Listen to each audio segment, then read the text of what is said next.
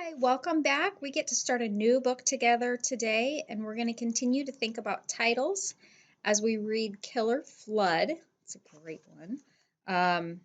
So, the two chapters that I'm going to read to you today are called Big Rain and Strange Sounds. As I read the chapters, make sure you think about what details connect to those titles, because the author gave us those titles for a reason. They give us the big idea of what the chapter's all about. So think about how the details connect to that big title. So the first title is Big Rain. Dan looked out the window. It was night. Outside was pitch black. The sound of rain was loud. "It's still coming down," he reported. Dan's best friend, Pete, rolled his eyes. "It's been raining for a week. I'm sick of being inside. No baseball, and more rain is coming." They were next door at the Land's house. Old Mr. Land laughed. "I don't need you to tell me. My hands ache. They always ache when it rains." His wife made a funny face. "Homer, your hands ache no matter what." Mr. Land grinned. "Oh, my dear wife, I'm 92 years old. They're supposed to ache." "Just take your medicines," Dan reminded him. Mr. Land was a great guy. Dan loved him and Ellie, his wife. He was as smart as a whip. He used to take Dan fishing at Fish Lake. They had a lot of luck near the big dam. Sometimes they would fish the river below the dam. Water from the lake went into the river. Mr. Land was also a great darts player, but he had a lot of health stuff. The biggest issue was with his blood sugar. He had diabetes. He had to test his blood all the time. If the sugar level was bad, he had to inject medicine. Without the medicine, he could die. "Oh, don't worry about me," Mr. Land told the boys. "I'm going to live to 200. Who wants to play darts?" Dan checked the time on his cell phone. His parents and Pete's parents had gone to the city. They went to the city for a show. They would be back very late. They told Dan and Pete to be in bed by 10. Pete was sleeping over. It was no big thing for the kids to stay home alone. The town was very safe. Plus, the Lands lived next door. "One more game," Dan told Mr. Land. "Good."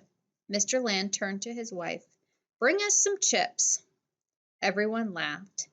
Mr. Land loved to poke fun at his wife, but he really did love her. He needed her too. She helped to take care of him. Dan was also a good darts player. He was small for his age, but he had a great eye. Darts took skill, not power, so he won easily. After the game, Dan and Pete said good night. They ran back to Dan's house. When they got there, they played a few video games and fed the cat, Fluffy. Dan texted his folks. "Back from Lands. Cat fed. Going to bed. See you later." There was no text back. Dan was sure that they were still at the show. They would go out to eat too. It was a long trip to the city. In the rain, it would be longer. He would see them by the morning. Dan lived in a one-story house. There were bunk beds in his room.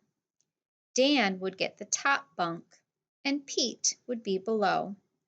He plugged in his cell and put it on a table. Just as Pete came out of the bathroom, Dan's cell sounded with an ugly tone. So did Pete's. "What is that?" Pete asked. Dan checked his phone. "It is a warning. It is a flash flood warning." "I got the same thing," Pete said. "It's the river because of the rain," Dan said. This has happened before.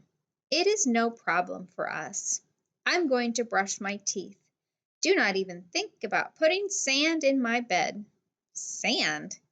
Sand, are you kidding? This is rain. It would be mud.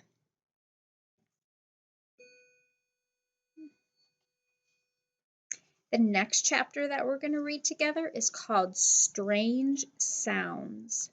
So now continue to think, what strange sounds do the boys hear and why are those strange sounds important?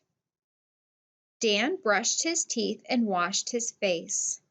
Then he went back to his room. Pete was already under the covers on the bottom bunk. Dan climbed to the top. "Turn out the lights, dude," he told his friend. Pete turned out the lights. They could hear the rain on the roof. If anything, it was coming down harder. "Do you remember the last flash flood?" Pete asked. "Yeah, that was 2 years ago."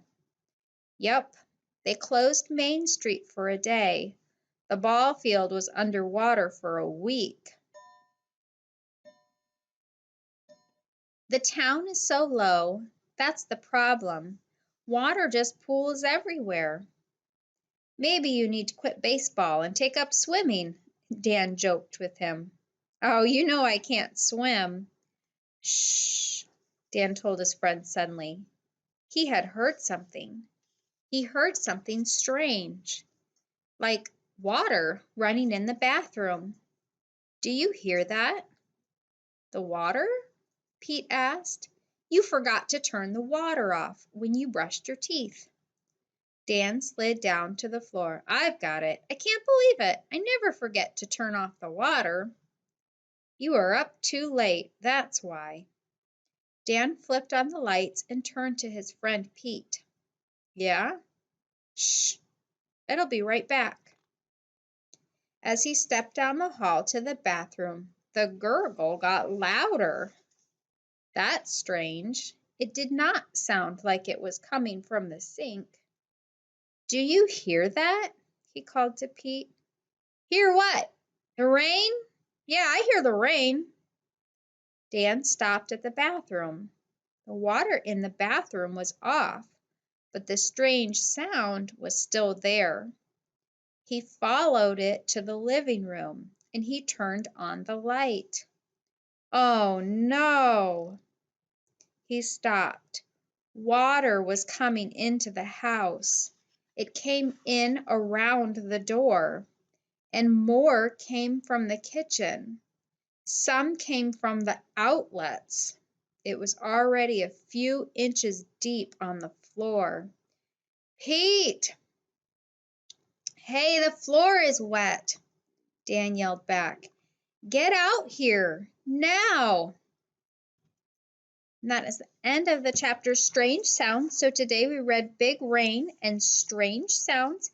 Take a minute in Canvas to tell why those are good titles. What details in the story connected to those titles.